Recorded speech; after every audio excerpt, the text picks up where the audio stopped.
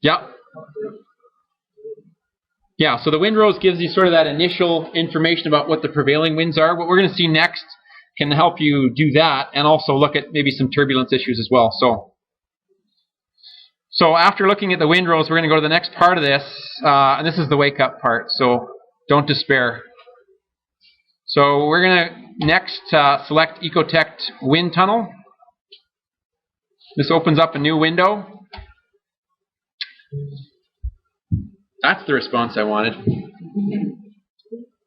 So you can see here that what it's doing is it's giving you a 2D slice across your site, and it's just running a fluid dynamic kind of simulation of what the air is going to do as it moves around the buildings and around the building that you want to analyze as well.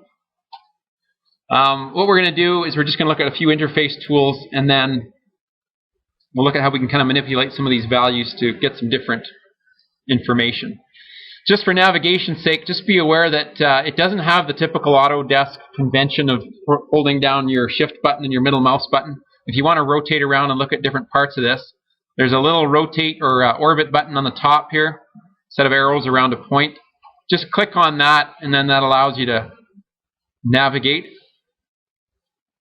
So if you want to see what the impact is between two certain buildings, that's the first part of it. The next part we want to look at is how to change the height of this plane. So I'm going to just take it around to a view about right there. And I'm going to click on my selector option here. And there's a set of grips over on the vertical axis. And if I just click on those, then I can manipulate where this plane is. Click on the blue one that's right on the axis. And you can see here that I can change the orientation of this plane. As soon as I release, it'll start the simulation again. And now it'll run this at a lower height according to the direction of the wind up here. And that's the next thing we're going to look at manipulating.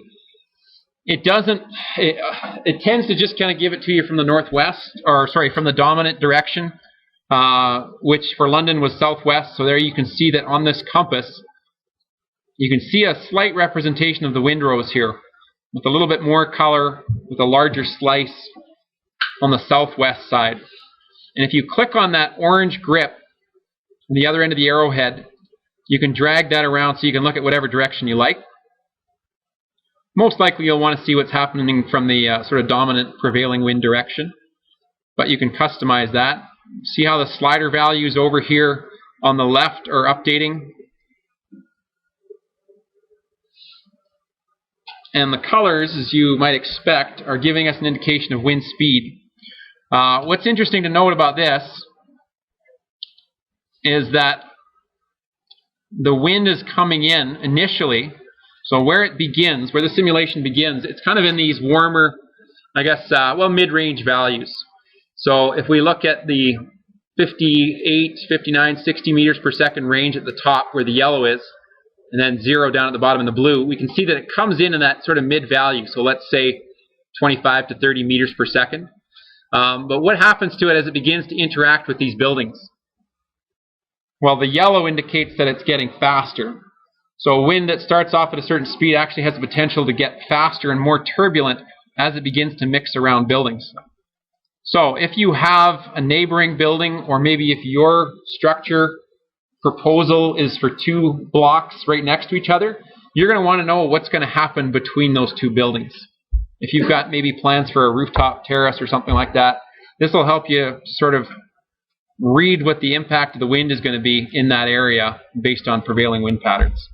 And then, of course, it's also going to give you some information about potential for wind turbines and things like that. We'll look at some other options here with the wind tunnel.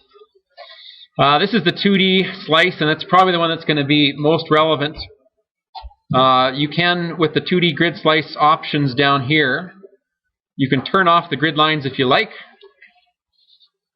There's a subtle amount of displacement here. If you go to the side, you'll notice that even though it's a 2D slice, there is a little bit of variation in height.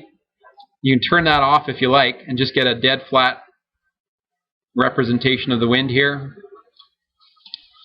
Beyond that, we can actually turn off the 2D slice and do a 3D slice. So we'll do that here. These options here, we'll just deselect Show 2D Data Slice. We'll see nothing on screen there initially. And then up top here in the real-time analysis, we'll change that to 3D.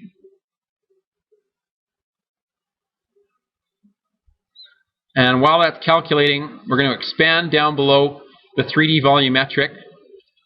And we'll check the box that says Show 3D volumetric. And then we're going to change where it says Display Point Cloud. We're going to change Point Cloud to Flow Lines. And you'll see this apocalyptic representation of wind hitting your building.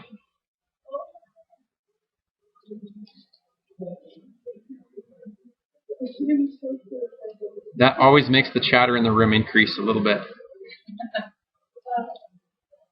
Now, this might not be as useful as the first, as I said, the 2D slice. I think the 2D slice is going to give you a little bit more, a better representation of what the wind is doing, but still fun to look at, right?